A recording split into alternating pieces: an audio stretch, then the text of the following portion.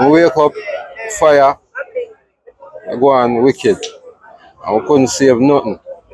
Everything fried. Come wall, we escape, and the next man they try do the same thing with me right now. I'm there in the hospital with him foot broke and 4-degree burn.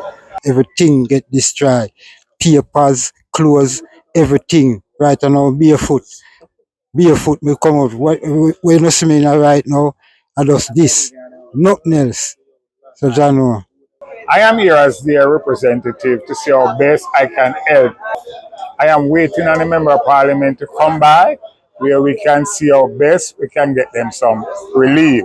I know the Poor Relief Department of the KSAMC is on their way here to assess and to see how best they can get them some things like mattress, food and those other things. Those at their house were damaged but not burned down flat, we will see how best we can get them some material in the day here to see how they can, put something together so tonight they can sleep a little better. Whenever there's a fire like this that devastates so many different families, it is very difficult for the recovery process. So as representatives, we come and find out what's going on. And I noticed that the councillor for the JLP is here as well. I want everybody to understand when a fire happens, it's not a politics business, it's a Jamaica business. It's Jamaican people who are suffering. So I expect that we will all work together to work out how can we assist in the process.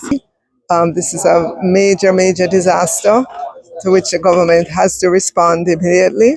We know new housing cannot be built overnight, but we can begin with the reconstruction in terms of helping to clear away the debris that's here. You see these zincs, they're dangerous. If you ask me, I would like to see the place cleared up and we just put in some decent social housing so that the people who are here can be put in these apartments if possible.